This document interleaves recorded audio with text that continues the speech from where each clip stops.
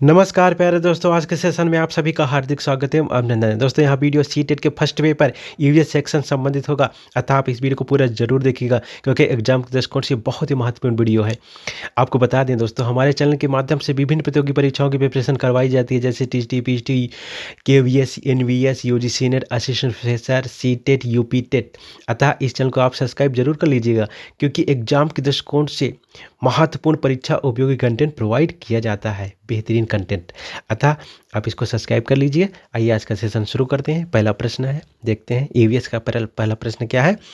त्रिवेंद्रम और गांधी धाम के बीच की दूरी 2268 किलोमीटर है। यदि कोई रेलगाड़ी इस दूरी को 42 घंटे में तय करती है तो इन दोनों शहरों के रेलवे स्टेशन के बीच रेलगाड़ी की औसत चाल प्रति सेकंड में होगी थी, मतलब वही क्या होगी। ठीक है, मतलब इसमें औसत चाल पूछा गया है, वो भी प्रति सेकंड में। ये हमेशा आप ध्यान रखिएगा। उसमें क्या पूछा जा रहा है, प्रति सेकंड पूछा जा रहा है कि किलोमीटर प्रति घंटा में पूछा जा रहा है, ये आप बिल्कुल नोट कर लीजिए दिमाग में, क्योंकि यही गलती होती है मेनली एग्जाम में। मेनली यही गलती करते हैं बच्चे। अब देख लीजिए, अभी गलती होगी, देखते हैं कैसे। देखते हैं औसत चाल बराबर क्या होता है, आपको बता दें। औसत चाल जो होती है, ओके, दूरी, टोटल दूरी जो होती है, दूरी बटे, ठीक है, समय। ओके, याद रखिएगा, ये फार्मूला ये काम देगा आपको। ठीक, अब इसी में आपको रखना है टोटल जो बीच की दूरी है, ये है, तो आपको 2268 बटे टाइम कितना है, आपको समय यहाँ रख दीजिए, एवरेज स्पीड, ठीक, 42। जब आप इसको डिवाइड करोगे तो आपको आ जाएगा 54। ठीक है, 54। अब देखिए यहाँ किलोमीटर, ये देखिए किलोमीटर में था ना, तो किलोमीटर प्रति घंटा आएगा। ये बात आप बिल्कुल नोट कर लीजिए, यहाँ पर 54 किलोमीटर प्रति घंटा आएगा। ठीक है, तो अब देखिए यहाँ पर ऑप्शन 54 दिया हुआ है, बाकी यहाँ और देखिए, और 30 है, ठीक है, 27 है और 25 है। तो आपका ये आंसर नहीं होगा, जो 54 आया था आपका आंसर, क्योंकि यहाँ पर पूछा क्या है, मीटर प्रति सेकंड। ये आपको नोट करना है, मीटर प्रति सेकंड पूछा है, तो मीटर प्रति सेकंड में बदलने के लिए क्या करते हैं, आपको बता दें कि जो 1 मीटर होता है, ठीक है ना, 1 किलोमीटर, पहले देख लीजिए, 1 किलोमीटर होता है वो आपका 1000 मीटर के बराबर होता है। 1 किलोमीटर में 1000 मीटर होते हैं, और 1 घंटे में, ठीक है, घंटे को बदलना है, जो 1 हावर्स होता है, 1 आवर्स होता है, उसमें होता है 3600 सेकेंड। कितने सेकेंड होते हैं, 3600 सेकेंड। जब इसको आप काटेंगे तो आ जाएगा 5/18। ठीक, तो 5/18 से आप मल्टीप्लाई करोगे, ठीक है, 54 में, ठीक है ना, 54 किलोमीटर में था ना, किलोमीटर प्रति घंटा में, तो इसको आप 5/18 से मल्टीप्लाई करोगे तो ये आपका चेंज हो जाएगा मीटर प्रति सेकंड में। ठीक है, अब देखिए 18 का 54 और 15, तो 15, ठीक है ना, मीटर प्रति सेकंड आंसर आपका आएगा, लेकिन ऑप्शन में है नहीं क्योंकि आयोग ने इस आंसर में कॉमन अंक सबको दिया था। ठीक है ना, 2022 की परीक्षा हुई थी ऑनलाइन। ठीक है, ये शायद 1 जनवरी का पेपर है 2022 का। ओके, इस चीज़ को ध्यान रखिएगा।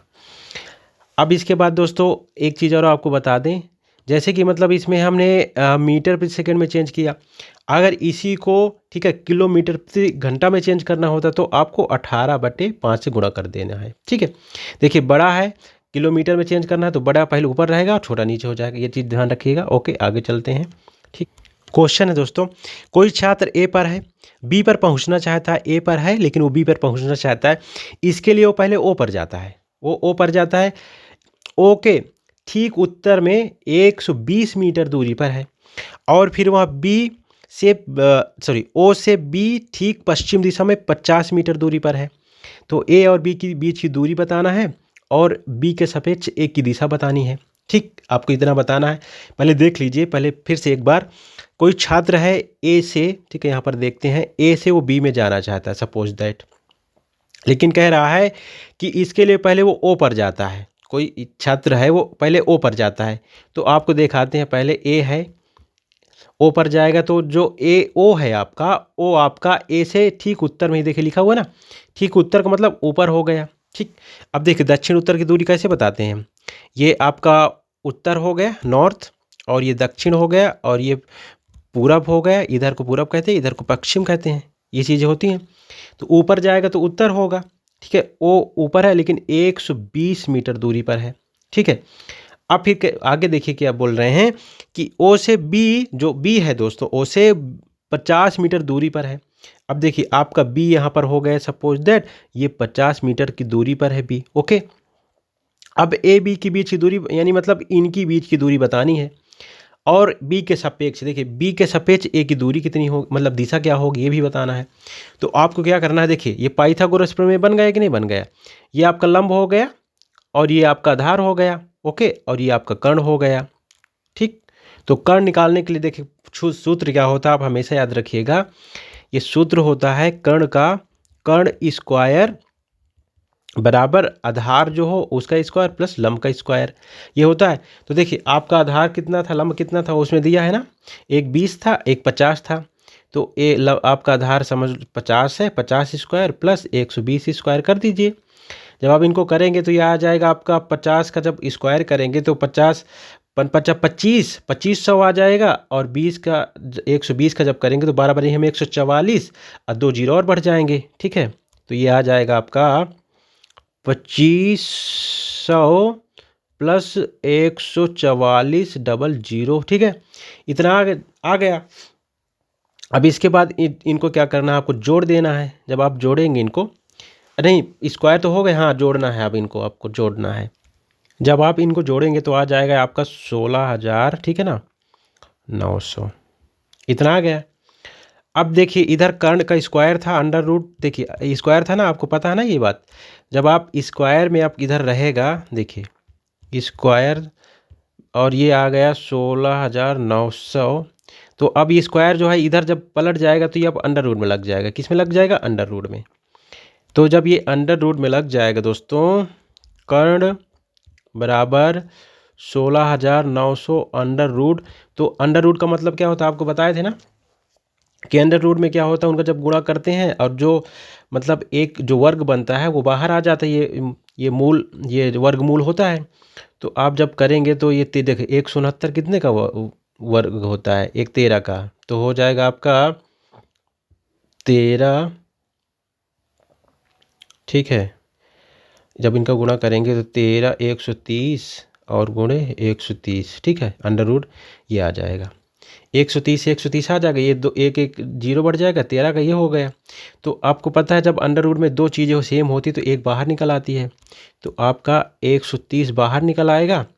अब देखिए 130 इसमें है, सभी में है, इसमें भी है 130, लेकिन इसमें पूछा क्या था, आप ये ज़रूर ध्यान दीजिएगा। हमने देखिए ऐसे बताया था ना, ऐसे।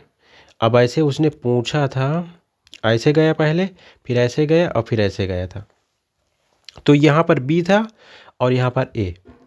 तो देखिए बी के सापेक्ष ए की दूरी पूछी गई थी, याद रखिएगा बी के सापेक्ष ए की दूरी पूछी गई थी। तो देखिए बी के सापेक्ष जब ए की दूरी होगी तो आपको हमने बताया था कि जो ये होता है इधर साइड का पार्ट, देखिए इधर है पूछा है, तो ये आपका दक्षिण, ये देखिए दक्षिण है और ये पूरब है। ठीक, ये दक्षिण है और ये पूरब है। तो ये क्या हो जाएगा, दक्षिण पूरब में आया ए, तो ये आ जाएगा दक्षिण पूरब। ये आपका बी आंसर सही हो जाएगा। ठीक है, आप एक बार लगाइएगा, इसमें स्क्रीन में थोड़ा सा हम बार बार मिटा करके करना पड़ रहा है। ठीक है, ओके आगे देखते हैं नेक्स्ट क्वेश्चन। ये दोस्तों स्लॉथ का क्वेश्चन आ गया। ये तो मतलब जो है बार बार पूछा ही जाता है। हमने एक वीडियो बनाया है जानवरों का पृथक रूप से, आप उनको जा करके देख लेंगे तो आपका कोई भी क्वेश्चन जानवरों से नहीं छूटेगा। ठीक है, आप जा करके देखिए। देखिए स्लॉथ, अब आपने अगर हमारा वो वीडियो देखा होगा तो तुरंत आप कर लोगे स्लॉथ से क्वेश्चन। ये बहुत आलसी जानवर है, हमने बताया था, उल्टा लटका रहता है पेड़ में 17 घंटे। ठीक है, स्लॉथ भालू जैसा दिखता है और दिन में कितना लिखा है 22 घंटे वृक्ष की शाखा में सिर लटका कर सोते हैं। तो ये गलत हो गए, 22 घंटे नहीं 17 घंटे सोता है। भालू के जैसा नहीं दिखता, भालू के, ठीक है भालू जैसे दिखते हैं लेकिन, हाँ भालू के जैसा दिखता है लेकिन भालू होता नहीं है। ठीक है, 17 घंटे, तो ये पहला ऑप्शन आपका गलत। ठीक है, फिर दूसरा क्या है, स्लॉथ चिंपैंजी जैसे दिखते हैं, दिन में 17 घंटे, ठीक है वृक्ष की शाखा पर लटके सोते हैं, तो 17 घंटे तो सही है, लेकिन चिंपैंजी जैसे दिखते हैं ये तो गलत हो गया। ठीक है, फिर आगे क्या है, क्वेश्चन है आपका, चिंपैंजी जैसे दिखते हैं और 22 घंटे सोते हैं, ये भी गलत है, दोनों गलत हैं इसमें। तो स्लॉथ भालू जैसे दिखते हैं और 17 घंटे, ये आपका सही हो जाएगा। भालू जैसे दिखता है 17 घंटे सोता है। और ये सोच, देखिए एक चीज़ और बता दें इंपॉर्टेंट, ये मतलब देखिए बहुत आलसी, और अगर 30 ग्राम ये पत्ते खाएगा, 30 ग्राम पत्ते खाएगा तो समझ लीजिए 1 महीने पचाने में लग जाएगा इसको। इसीलिए मतलब सप्ताह में 1 बार शौच के लिए जाता है, सिर्फ 1 बार, सप्ताह में 1 बार। ओके ओके, आगे चलते हैं। ये एक स्तनधारी है। ओके, और ये शायद उत्तरी अमेरिका में पाया जाता है, ये चीज़ को ध्यान रखिएगा। आगे चलते हैं। नेक्स्ट क्वेश्चन है, जब किसी एक कपड़े पर दूध को उड़ेलते हैं मलाई उस पर ही रह जाती है, पृथक्करण की प्रक्रिया क्या होती है? तो बहुत आसान है, एग्जाम में बार बार पूछा जाता है क्वेश्चन। तो दोस्तों आपके ऑप्शन है निस्यंदन, ठीक है, पहला, और फिर इसके बाद चालन, अवसादन। देखिए चालन, अवसादन और निस्तारण ये तो है नहीं, तो आपका ये पहला ऑप्शन ही सही हो जाएगा। ठीक है, पृथक्करण, जब देखिए दूध को उड़ेलते समय मलाई उस पर गिर जाती है, अगर उससे उसको अलग करते हैं, तो ये पृथक्करण की जो प्रक्रिया होती है दोस्तों, ये निस्यंदन कहलाती है। क्या कहलाती है? निस्यंदन। आपका फर्स्ट ऑप्शन सही हो जाएगा। आगे क्वेश्चन है, कक्षा 5 की पाठ्य पुस्तक में दिए गए गोलकुंडा किले, ठीक है, के मानचित्र में 1 सेंटीमीटर जमीन पर 110 मीटर की दूरी को दर्शाता है। ये क्वेश्चन, ऐसे क्वेश्चन बार बार पूछे जाते हैं, आप इनको रट लीजिए दिमाग में, ठीक है, बैठा लीजिए। इस मानचित्र में फतेह दरवाजे से जमाली दरवाजे की, ठीक है, दूरी 10.7 सेंटीमीटर है। ज़मीन पर इन दरवाज़ों के बीच की कम से कम दूरी क्या हो? देखिए ज़मीन पर पूछा गया है, मानचित्र पर देखिए इतना दिया हुआ है। आइए इसको हल करते हैं। बहुत आसान क्वेश्चन होता है ये, ठीक है, अक्सर पूछा गया है इस ईवीएस सेक्शन में। तो देखिए 1 सेंटीमीटर जो है आपका 110 मीटर के बराबर है, ये चीज़ ध्यान दीजिएगा। ठीक है, ओके। तो ऐसे प्रश्न को सॉल्व करने के लिए क्या करते हैं, देखिए आपको क्या करना है कि देखिए जो आपका 1 सेंटीमीटर है, आपको बता दिए हम 110 है। तो अब देखिए बीच की जो दूरी है, ठीक है, दरवाजे की, वो आपकी है कितनी? 10.7। तो 110 गुणे 10.7 से आपको मल्टीप्लाई कर देना है। जो 1 सेंटीमीटर बराबर 110 है, तो 110 को आपको कितने से मल्टीप्लाई करना है? 10.7 से, ठीक है, बीच की दूरी निकल आएगी। अब देखिए, अब ये आपका देखिए सेंटीमीटर में है और ये आपका मीटर में है, तो जब आप इनका गुणा करेंगे तो ये आ जाएगा आपका, ठीक है, 1177, ठीक है, 1177 आ जाएगा। ओके, अब देखिए ये आपका आ जाएगा, आप सेंटीमीटर से मीटर में आ जाएगा ना। ओके, मीटर में आ जाएगा ये आपका। ओके, जब आप गुणा करोगे तो मीटर में आ जाएगा। अब इसके बाद आपको क्या करना है, 1177 मीटर में आ जाएगा। तो आपको ये जब किलोमीटर में कन्वर्ट करेंगे आप, तो आपको बता दें कि 1 किलोमीटर बराबर 1000 मीटर होता है। ठीक है, तो ये 1177 मतलब मीटर लिखा हुआ है, तो ये हो जाएगा 1 किलोमीटर 177, ठीक है ना, 1 किलोमीटर 170 मीटर हो जाएगा कि नहीं हो जाएगा? इसको ऐसे लिख सकते कि नहीं लिख सकते? 1.177 किलोमीटर। ठीक, तो आपका ऑप्शन देखिए मैच करवाइए। सिर्फ बी वाला सही हो रहा है और नीचे नहीं सही हो रहा, ये बी वाला ऑप्शन सही हो जाएगा आपका। ये देखिए बी वाला। ठीक, जब भी ऐसे सवाल के सॉल्व करें तो आपको क्या करना है कि जो मीटर से किलोमीटर में कन्वर्ट कर लेना है। ठीक है, ओके, आगे चलते हैं।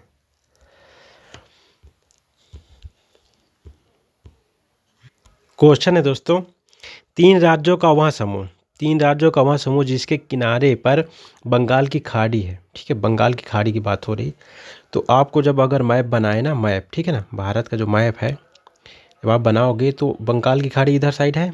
ठीक, इसके बाद आपको बता दें, इधर देखिए आंध्र प्रदेश है, इधर उड़ीसा है और इधर आपका तमिलनाडु है। ठीक है, यही साइड, यहाँ पर तमिलनाडु है, ये कोने में।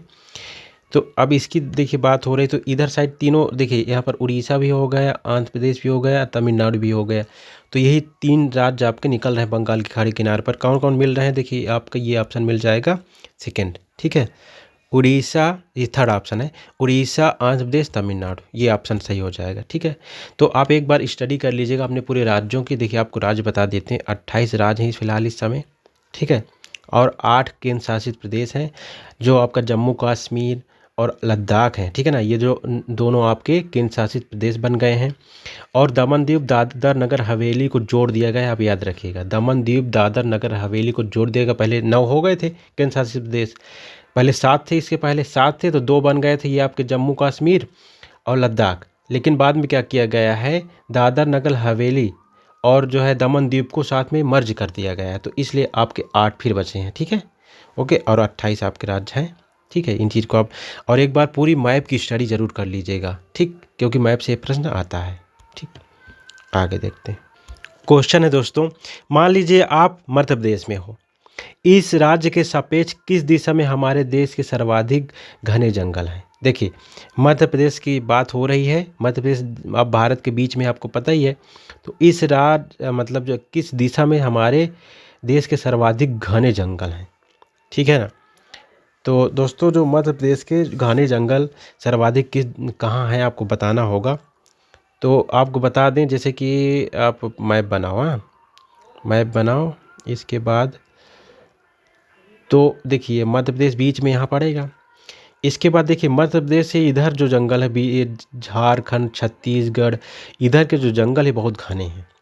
तो मध्य प्रदेश के उत्तर पूरब साइड, ठीक है ना, ये मध्य प्रदेश है, इसके उत्तर पूरब इधर साइड घने जंगल है। तो आपका ये ऑप्शन ए मतलब बी सही हो जाएगा, ठीक है, ध्यान रखिए।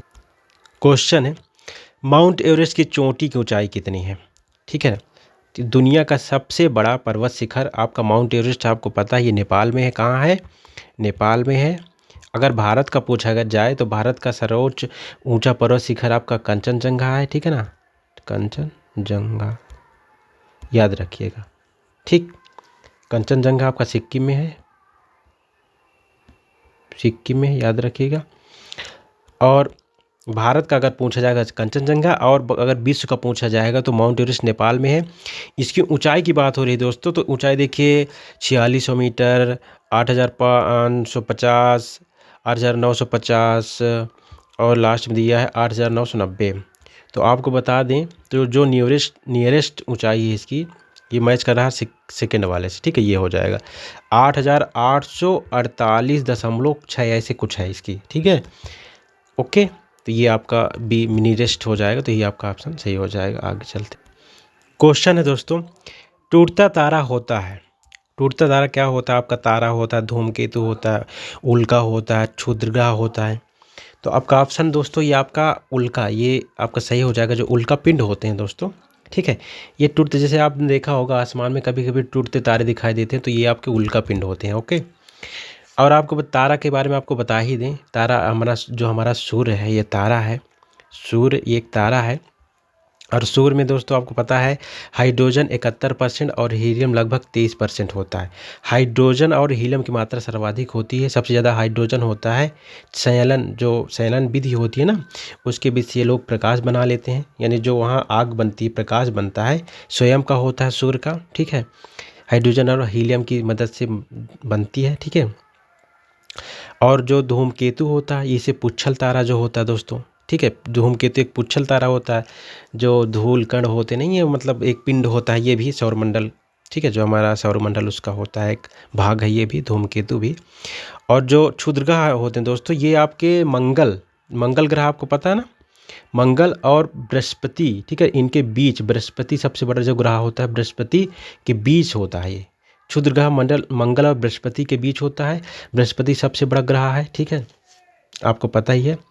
और सबसे जो सौरमंडल का सबसे छोटा ग्रह आपका बुध है, ठीक है, और सूर्य के सबसे नज़दीक आपका बुध है, और पृथ्वी के सबसे नज़दीक आपका शुक्र है, ठीक है ना, याद रखिए सारे तथ्य हैं। आगे चलते हैं। क्वेश्चन है दोस्तों, खेजड़ी वृक्ष के बारे में निम्नलिखित कथनों पर विचार। देखिए खेजड़ी से बहुत प्रश्न पूछा जाता है, ठीक है, ये प्रश्न पत्र ऐसा है कि अक्सर इस ऐसे ही प्रश्न एग्जाम में पूछे गए हैं बार बार, ठीक है ना। अभी 28-29 दिसंबर को जो पेपर हुआ था उसमें भी खेजड़ी से प्रश्न पूछा गया था, और स्लॉट से भी पूछा गया है। तो यह मुख्यतया रेगिस्तान क्षेत्रों में पाया जाता है। इसे उगने के लिए अधिक जल की आवश्यकता नहीं होती, ठीक है। यह वृक्ष अपने तने से जल संचित करता है, जिसका उपयोग आवश्यकता पड़ने पर किया जाता है। इस वृक्ष की छाल का उपयोग दवाइयों को बनाने में होता है। इसकी लकड़ी कीटों पर प्रभाव नहीं पड़ता है, ठीक है। इस वृक्ष में बहुत कम पत्तियाँ होती हैं, ठीक है। तो आपके ऑप्शन देख लीजिए, ABD, ABCD, ACE ये सही है। तो आपका ऑप्शन जो फर्स्ट है दोस्तों, ठीक है ना, पहला ऑप्शन है यही सही हो जाएगा। ये A और B और D, मतलब ये रेगिस्तान में पाया जाता है, ये बिल्कुल सच है। और इसे उगने के लिए, ठीक है, अधिक जल की, देखिए रेगिस्तान में होगा तो रेगिस्तान में वैसे भी जल कम होता है, ठीक है, 25% ही बारिश होती है वहाँ पर, आपको पता होगा। और इसके बाद सी गलत है, यहाँ मतलब अपने तने पर जल संचित करता हो सकता है, पर ये नहीं है। और आपका डी इसके बाद सही हो जाएगा। इस वृक्ष की छाल का उपयोग दवाइयों को बनाने में होता है, इसकी लकड़ी का कीटों का प्रभाव नहीं पड़ता है, इसी लकड़ी पर कीटों का प्रभाव नहीं पड़ता, तो आपका डी सही हो जाएगा, ये वाला, मतलब ABD। ओके, आगे चलते हैं।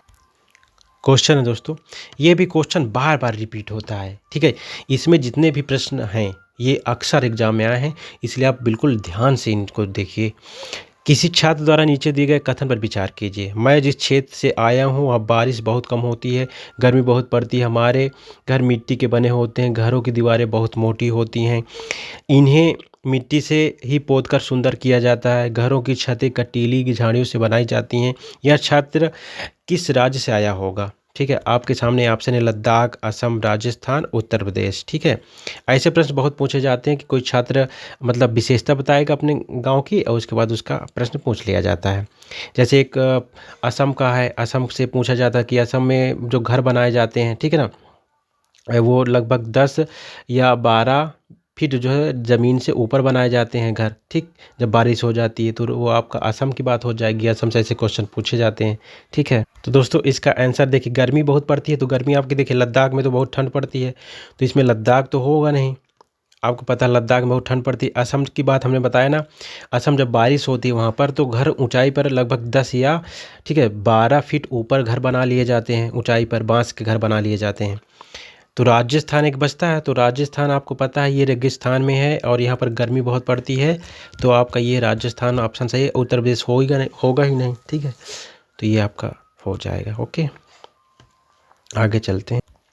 और ये भी क्वेश्चन बार बार पूछा जाता है, देखिए ये भी देखिए, मैं जिस जगह से आया हूँ वहाँ अधिकतर लोग सरसों के तेल की पकी मछली, ठीक है, खाना पसंद करते हैं। सरसों के तेल की बात हो रही है। ओके, अब देखिए सरसों से एक पूछा जाता नारियल के तेल की पकी मछली, सरसों के तेल की पकी मछली, और एक जगह सहजन का मतलब जो है सहजन के फूल की सब्जियां मतलब कहाँ पर बनती हैं, ये सारी चीज़ें पूछी जाती है एग्जाम में, तो आप इनको नोट कर लीजिएगा। ठीक है, हमने एक वीडियो बनाया है उसमें आप देख लीजिएगा पकवानों के बारे में। ठीक है, ओके दोस्तों, तो आपके ऑप्शन है देखिए, गोवा है इसमें पहला, केरल है, कश्मीर है, मिजोरम है।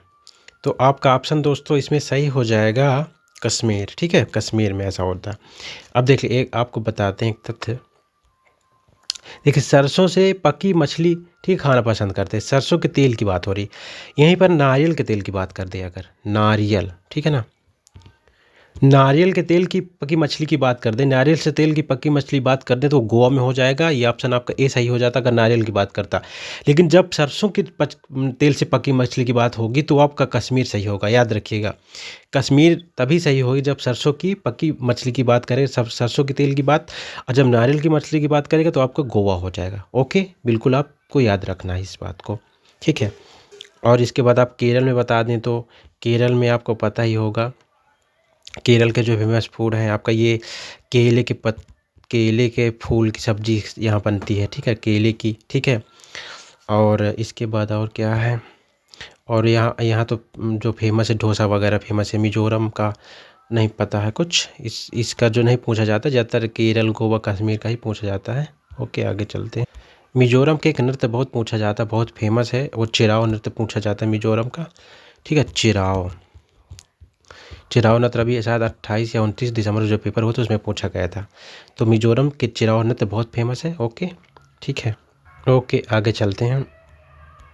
क्वेश्चन है, ये भी क्वेश्चन बार बार पशुओं से क्वेश्चन तो आपको जान लीजिए पूछा ही जाना है। कोई वयस्क साथी एक दिन में 2 कुंटल से अधिक हरे पत्ते या झाड़ियाँ खा लेता है। अत्यधिक भारी होने के कारण अधिकांश हाथी बहुत ज़्यादा आराम करना पसंद करते हैं।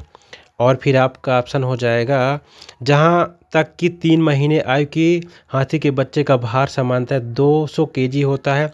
अधिकांश हाथी औसतन एक दिन में 9 से 10 घंटे सोते हैं। देखिए हमने एक पृथक वीडियो बनाया है पशु संबंधित, आप उसको जा करके ज़रूर देखिए तो आपको पता चल जाएगा। जो हाथी होते हैं वो दिन में लगभग 2 से 4 घंटे ही सोते हैं, ठीक है ना। ये बहुत कम सोते हैं, आराम बहुत कम करते हैं, ठीक है ना।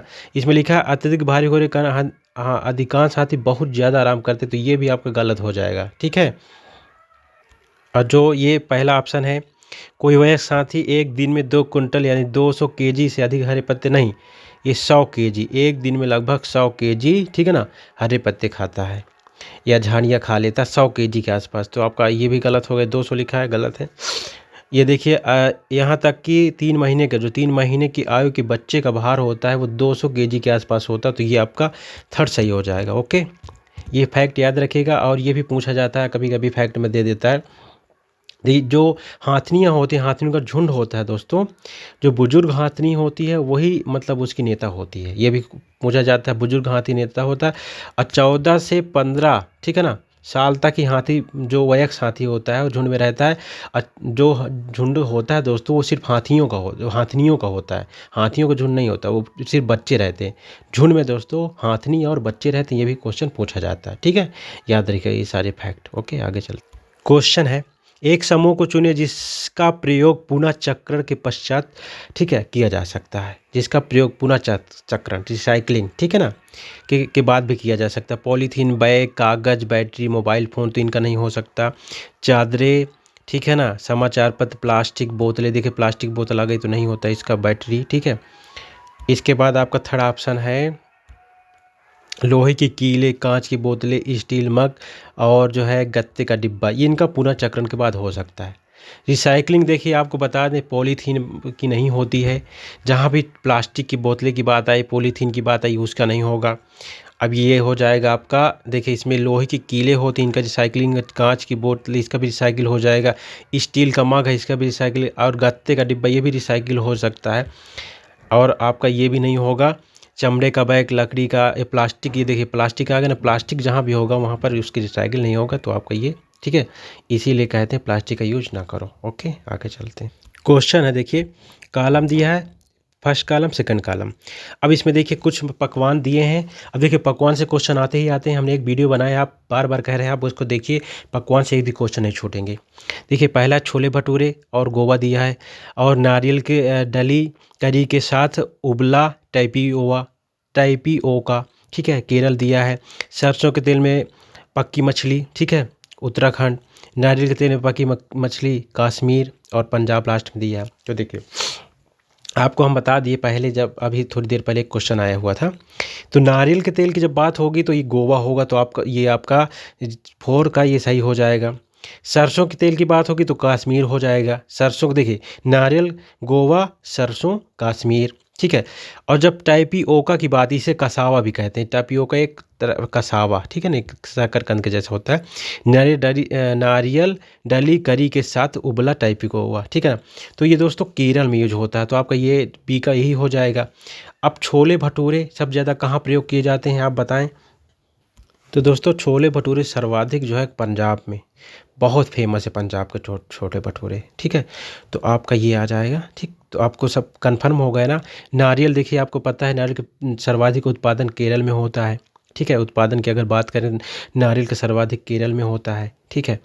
तो ये सारी चीज़ें थी आगे। और कश्मीर में ये आपको पता ही है, सेब बहुत होते हैं कश्मीर में, केसर होता है, ठीक है। क्वेश्चन है, अपनी कक्षा 4 के पर्यावरण अध्यक्ष के विद्यार्थी रचनात्मक आकलन के लिए उपयुक्त कार का चुनाव कीजिए। तैरने और डूबने के पाठ का प्रश्न उत्तर लिखना, ठीक है। डूबने और तैरने की प्रक्रिया का अवलोकन करने के लिए क्रियाकलाप करना, ठीक है। और नेक्स्ट है तैरने डूबने की परिभाषा की व्याख्या करना। जो वस्तुएं डूबती और तैरती हैं उनकी सूची याद रखना। तो दोस्तों जो पर्यावरण संबंधित रचनात्मक आकलन होगा तो आपका सेकंड संबंधित हो जाएगा, ठीक है। डूबने तैरने की प्रक्रिया का अवलोकन, ठीक है, डूबने और तैरने की प्रक्रिया का अवलोकन के लिए क्रियाकलाप, ठीक है, यही उपयुक्त आंसर होगा। आगे चल क्वेश्चन है दोस्तों, पर्यावरण अध्ययन के शिक्षण में कला कौशल का समावेशन करना चाहिए क्योंकि वह प्रोत्साहित करता है सृजनात्मकता को, सहपाठी सीखने को, कक्षा में अनुशासन को, समावेशन को, ठीक है। आपके ऑप्शन हैं तो आपका ऑप्शन 4 सही हो जाएगा इसमें, ABD, ठीक है ना, ABD। इसमें जो है आपका C नहीं सही होगा, बाकी सही है, ठीक है। देखिए, पर्यावरण जो अध्ययन होता है वो शिक्षण, कला और कौशल का समावेशन करना चाहिए। ये प्रोत्साहित क्योंकि करता है, सृजनात्मकता को प्रोत्साहित करता है, सहपाठी सीखने को प्रोत्साहित करता है। कक्षा में अनुशासन की इसमें तो कोई बात नहीं, अनुशासन देखिए सभी में होता है, ज़रूरी थोड़ा ही सिर्फ एक ही इसकी बात हो, समावेशन की बात होती है। ओके, आगे चलते हैं, नेक्स्ट प्रश्न देखते हैं। क्वेश्चन है, कक्षा 4 के विद्यार्थियों को थीम आश्रय के लिए कौन सी युक्ति पूछताछ को प्रोत्साहित करती है? आश्रय के लिए कौन सी युक्ति पूछताछ को प्रोत्साहित करती है? आपके ऑप्शन है, विद्यार्थियों को विभिन्न प्रकार के घरों के चित्र एकत्र करने के लिए कहना, ठीक है। नेक्स्ट है ऑप्शन, विभिन्न प्रकार के आश्रयों के चित्र साझा करना, ठीक है। नेक्स्ट है, विभिन्न मकान निर्माण स्थलों पर जाने के उपरांत विद्यार्थियों को अपने अनुभव को सुनने के लिए कहना। और लास्ट है, देश के विभिन्न आश्रयों पर एक पावर पॉइंट प्रस्तुति दिखाना, ठीक है। तो दोस्तों आपका ऑप्शन सही हो जाएगा, ठीक है, थर्ड। विभिन्न मकान निर्माण स्थलों पर जाने के उपरांत विद्यार्थियों को अनुभवों को सुनने के लिए कहना। देखिए, जब भी अनुभव की बात होती है, ठीक है ना, तब ऑप्शन हमेशा सही होता है, ये चीज़ हमेशा ध्यान रखिए। अनुभवों को सुनने के लिए कहना मतलब उन्होंने वहाँ से क्या अनुभव किया, ठीक है ना। ये देखिए, क्वेश्चन के हिसाब से ये सही होगा। मतलब जो है आश्रय की बात हो रही है, रहने के आश्रय का मतलब क्या होता है? ठहरना, रहना। कौन सी युक्ति पूछताछ को प्रोत्साहित करेगी? तो मतलब आप कहीं जाओ तो वहाँ पर आपने क्या अनुभव किया उस चीज़ का, जब आप सारी चीज़ें बताओगे तभी तो समझ में आएगा आपने क्या सीखा, ठीक है। आगे चलते हैं, नेक्स्ट क्वेश्चन देख। क्वेश्चन है दोस्तों, प्राथमिक कक्षाओं का पर्यावरण अध्ययन पर विषय क्षेत्र है जिसमें एकीकरण है, एकीकरण की बात हो रही है। विज्ञान पर्यावरणीय शिक्षा के संप्रत्ययों एवं मुद्दों का, सामाजिक विज्ञान के संप्रत्ययों एवं मुद्दों का, ठीक है। विज्ञान, सामाजिक विज्ञान के संप्रत्ययों मुद्दों का, सामाजिक विज्ञान, ठीक है, विज्ञान, सामाजिक विज्ञान और पर्यावरणीय शिक्षा के संप्रत्ययों और मुद्दों का। देखिए, पर्यावरण की बात हो रही है तो दोस्तों आपका ये लास्ट, ये 4 वाला ही सही हो जाएगा। विज्ञान की बात होगी, देखिए विज्ञान में भी पर्यावरण शामिल है, सामाजिक विज्ञान में भी है, पर्यावरण शिक्षा के संप्रत्ययों के मुद्दे, ये आपका सही हो जाएगा। ओके, आगे चलते नेक्स्ट प्रश्न देख। क्वेश्चन है, निम्न में से प्राथमिक स्तर के पर्यावरण अध्ययन का उद्देश्य क्या होता है? ऑप्शन है, लैंगिक भेदभाव से संबंधित मुद्दों पर सीखने वालों को संवेदनशील बनाना, स्थानीय उपलब्ध सामग्रियों को सरल प्रारूप का विकास करना, ठीक है। और आगे है, विद्यार्थियों को उच्च प्राथमिक विज्ञान संप्रत्ययों के लिए क्रमिक रूप से तैयार करना। नेक्स्ट है, विद्यार्थियों को उनके आस पड़ोस में उपलब्ध व्यवसायिक विकल्पों की ओर अभिमुख करना, ठीक है। तो आपका ऑप्शन फर्स्ट हो जाएगा सही इसमें, ठीक है। लैंगिक भेदभाव से संबंधित मुद्दों पर सीखने को संवेदनशील बनाना। देखिए, कभी भी, ठीक है, सीटेट में कभी भी लैंगिक भेदभाव की बात हो, ठीक है ना, या हमारी शिक्षण प्रणाली जो है उसमें लैंगिक भेदभाव की बात नहीं होती है, ठीक है। तो लैंगिक भेदभाव की कभी भी बात मत करिए, कभी भी समानता की बात करिए। देखिए, समावेशी से, देखिए जो एनसीएफ 2005 था ना, इस्पाल वाली कमेटी, तो दोस्तों एनसीएफ में हमें यही बात कही गई है कि समावेशी शिक्षा की बात की गई है।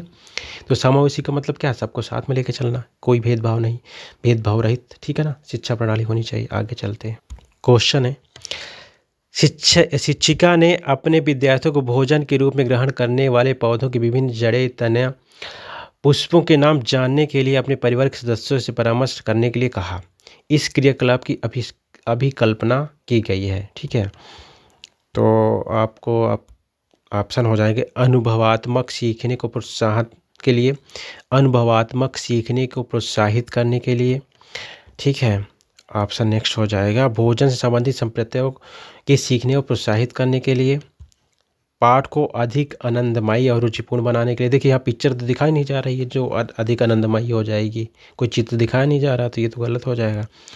विद्यार्थियों को भोजन के लिए विषय में खुले मन से खोज करने के लिए अनुमति देना, ये भी गलत हो जाएगा, ऐसी बात नहीं हो रही है। उसने क्या कहा था, क्वेश्चन पहले आप अच्छे से देखिए।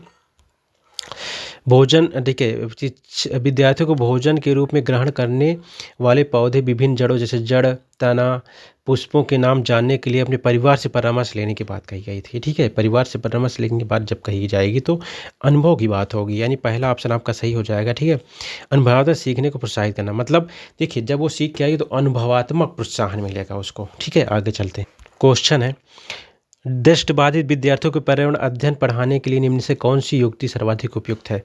कक्षा में मिश्रित सहपाठी समूह बनाएं, किसी कार्य को पूरा करने के लिए अधिक समय दें, इसके बाद है किसी भी कार्य को भागों में बांटें और प्रत्येक भाग को अलग पढ़ाएं। अलग की तो बात हो ही नहीं सकती।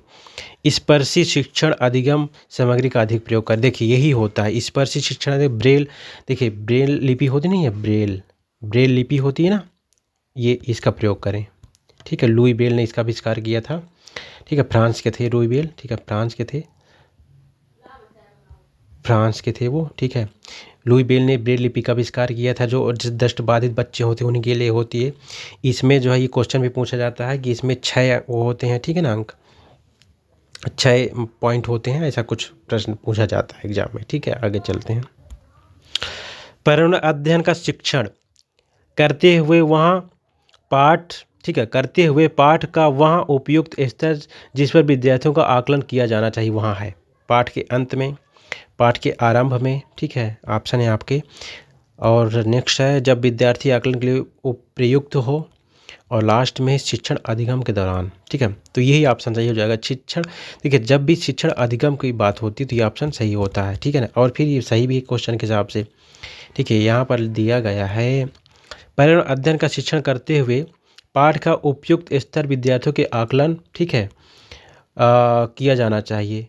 तो शिक्षण अधिगम के दौरान ही तो आकलन होगा, जब सिखाया जा रहा हो, शिक्षण अधिगम किया जा रहा हो तो उस दौरान। तो आपका यही ऑप्शन आपका 4 सही हो जाएगा। ओके, आगे चलते हैं। क्वेश्चन है आपको अपने विद्यार्थियों के पर्यावरण अध्ययन परियोजना का आकलन करना है। उन्हें शीघ्र पुनरावलोकन देना है। आप आकलन के किस साधन का चुनाव करेंगे? अवलोकन, क्रम निर्धारण, मापनी, ठीक है, जांच सूची, और लास्ट में है आपका सहपाठी आकलन। तो आपका ये हो जाएगा दोस्तों आपका सही जांच सूची। ठीक है ना, जांच सूची आपका 3rd सही हो जाएगा। ओके, देखिए जब भी जांच सूची तब सही होता है जब आप परियोजना का आकलन करना, उन्हें शीघ्र पुनर्निवेशन करना है। तो आप आगे किस पुनर्निवेशन की जब भी बात होगी तो जांच आकलन करेंगे तुरंत। ठीक है ना, यही हो जाएगा जांच सूची। ओके, आगे चलते हैं। क्वेश्चन है पर्यावरण अध्ययन में सीखने का आकलन करने का उद्देश्य क्या है? सीखने का आकलन की बात हो रही है। शिक्षक विद्यार्थियों को उपलब्धियों के विषय में जानकारी एकत्र करें। ठीक है, यहाँ मूल्यांकन की अपेक्षा शिक्षण का एक मार्ग है। नेक्स्ट है यह विद्यार्थियों को नया ज्ञान में दक्षता प्राप्त करने की प्रगति के विषय में प्रतिपुष्टि देता है, फीडबैक। नेक्स्ट है यह विद्यार्थियों को सीखने के बारे में सूचना देता है जिससे अगले चरण के लिए उन्हें सहारा दिया जा सके। ठीक है, तो दोस्तों आंसर आपका हो जाएगा ये फर्स्ट। शिक्षार्थियों को उपलब्धियों के विषय में जानकारी एकत्र करें। जब सीखने की आकलन की बात होगी तो शिक्षक जो है विद्यार्थियों को उपलब्धि के विषय में जानकारी एकत्र करें। ठीक है, क्या उन्होंने उपलब्धि की है उसके विषय में जानकारी एकत्र करें, तभी चीज़ मतलब जो है उसके बारे में जान पाएंगे अच्छे से, और सीखने का आकलन हो पाएगा। ठीक है, उद्देश्य सही होता है, फर्स्ट ऑप्शन सही हो जाएगा। ठीक है, आगे चल क्वेश्चन दोस्तों देखिए नई शिक्षा नीति से क्वेश्चन आ गए। इससे बहुत क्वेश्चन पूछा जाता है। आप हमारा एक वीडियो बना नई शिक्षा नीति का, आपको देख लीजिए जा करके, एक भी प्रश्न छूटेगा नहीं आपका एग्जाम से। नई शिक्षा नीति 2020 के अनुसार प्राथमिक कक्षा 1 से 5 के लिए निम्न से क्या स्तर होगा? ठीक है, प्रारंभिक स्तर, मध्य स्तर, बुनियादी स्तर। ठीक है, तो दोस्तों ऑप्शन आपका देखिए पहला सही हो जाएगा। आरंभिक स्तर की बात हो रही है, बुनियादी स्तर की बात, देखिए बुनियादी स्तर इसमें बहुत जोर दिया गया है, आरंभिक स्तर की बात, मध्य स्तर की बात नहीं हो रही। ठीक है, 1 से 5। ठीक है ना, ठीक, आगे देखते हैं। और जो देखिए जो 10+2 की जगह पर 10+2 की जो जगह लेगा वो आपका हो जाएगा 5+3+3+4। याद रखिए ये हो जाएगा। ठीक है, ये बहुत इंपॉर्टेंट है, 1-2 एग्जाम में पूछा भी गया है। ठीक है, आगे देखते हैं।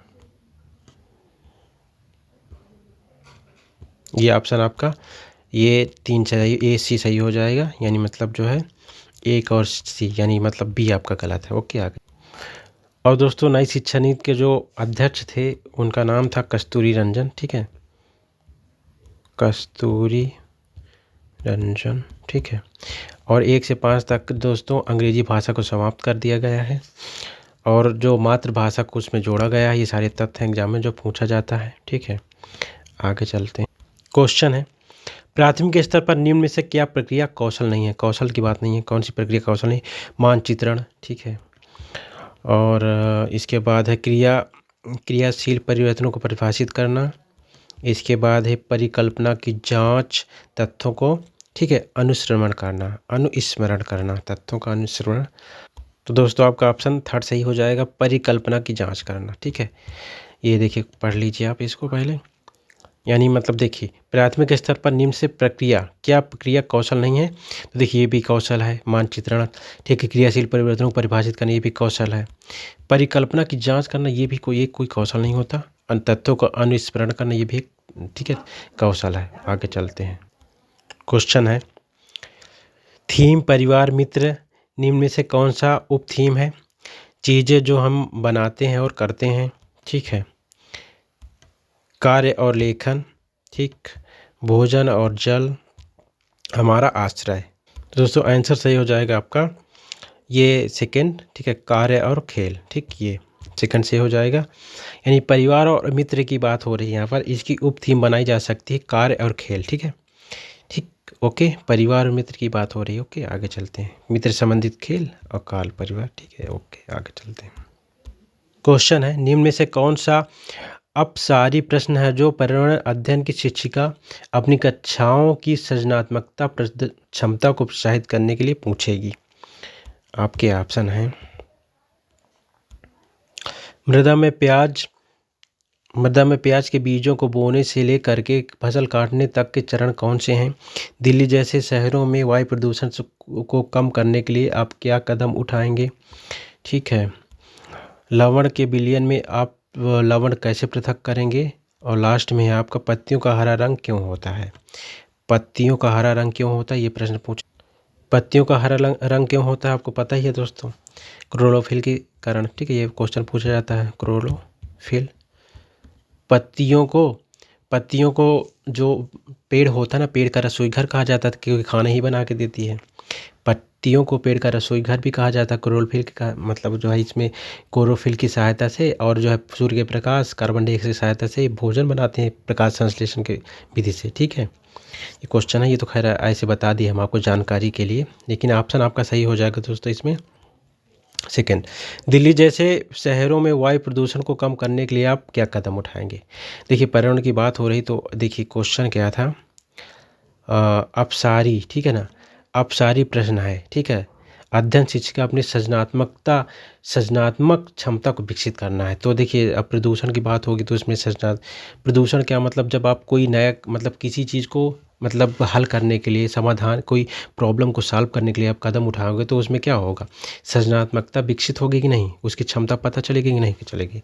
तो आपका यही सही हो जाएगा, सृजनात्मकता की बात हो रही है। ठीक है, ये चीज़। और डायरेक्ट प्रश्न पूछा जा रहा तो वो तो डायरेक्ट प्रश्न, वो तो मतलब सृजनात्मकता की बात ही नहीं हो रही। वो तो जब अपने से कुछ करेगा, अपने से कुछ बताएगा, क्या कदम उठाएगा। देखिए, हर बच्चे का हो सकता है मतलब प्रश्न का उत्तर जो हो अलग अलग हो। ठीक है, तो इसीलिए इसको पूछा जाएगा। आगे क्वेश्चन है, विद्यार्थियों द्वारा पर्यावरण अध्ययन के सीखने का गत्यात्मक, समग्र, अनुभवात्मक, प्रकृति का उत्तम आकलन किया जा सकता है। देखिए, सीखने का गत्यात्मक, समग्र, अनुभवात्मक, प्रकृति का उत्तम आकलन किया जा सकता है क्रम निर्धारणी मापनी द्वारा, पेन पेपर की परीक्षा द्वारा।